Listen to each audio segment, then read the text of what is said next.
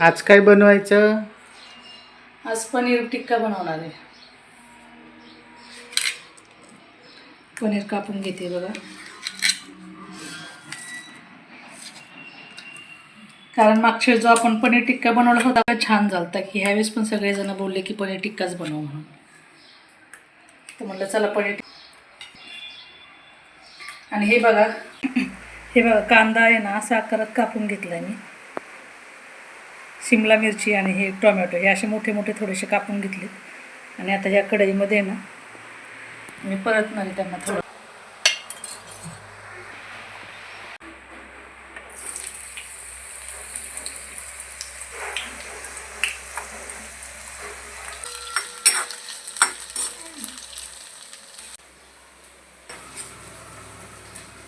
थोडंसंच परतणार आहे कांदा आणि शिमला मिरची.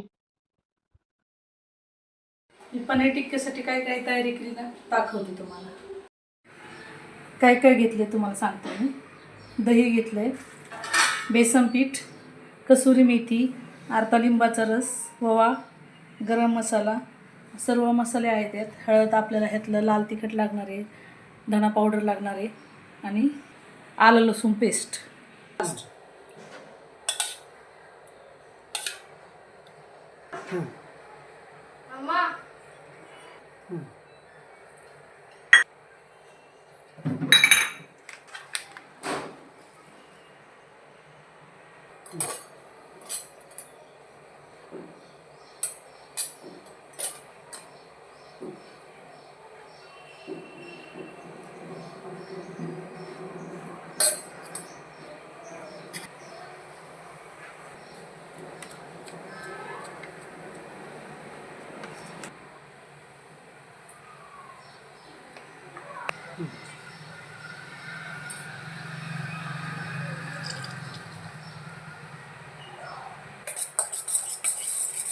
चांगलं मिक्स करून घ्यायचं आहे दही आणि सगळं टाकलेलं साहित्य.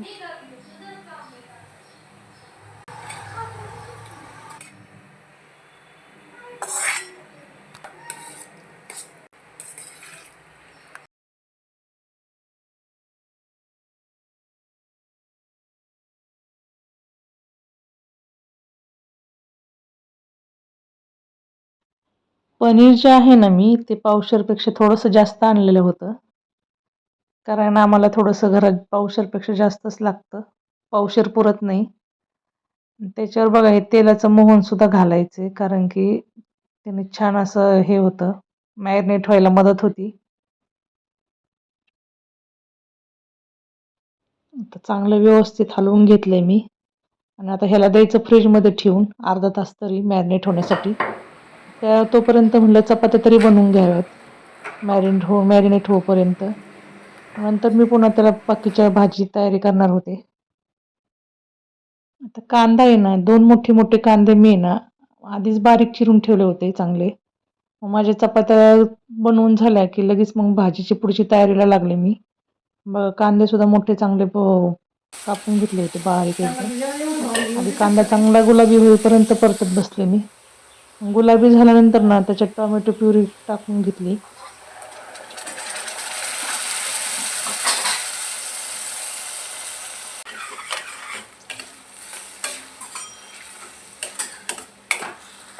आता हे पनीर टिक्का मसाला मिक्स मी छोटीशीच पुडी आणली होती, ती पाण्यामध्ये काढून ना हे सर्व मसाल्यामध्ये टाकून घेतले मी.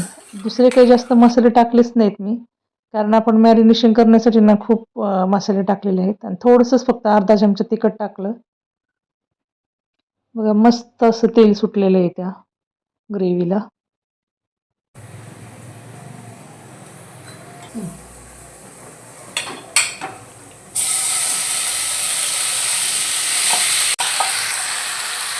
कढईमध्ये ना मॅरिनेशन जे करून ठेवलं होतं ना आपण ते सगळं चांगलं एकदम परतून घेतलं बघा मी, एक 10 मिनटं.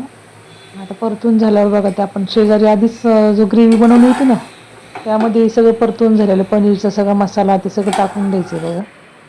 मस्त असं दह्याने त्यांनी खूप छान सुगंध सुटला होता.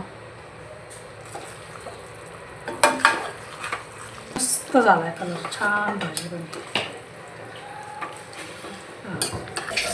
एक ग्लासभर पाणी ना मी गरम करून त्याच्यामध्ये टाकून घेतले.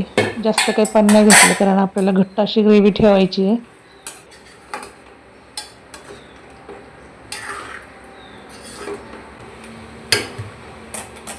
कसुरी मेथी ना मी बारीक करून घेतली होती. ती पण शेवट पुन्हा भाजी बनल्यानंतर ना चांगली उकळी फुटल्यानंतर त्याच्यावर टाकून घेतली आणि कोथिंबीर पण घातली.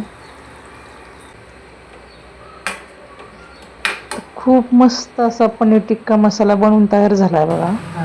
आणि त्याचा वासानेच असं वाटत होतं की लगेच जेवायला बसावं आणि इतका छान झाला होता. आणि आमची तोपर्यंत आरू लगेच ताट रेडी करून ती जेवायला पण तिने सुरुवात केली होती.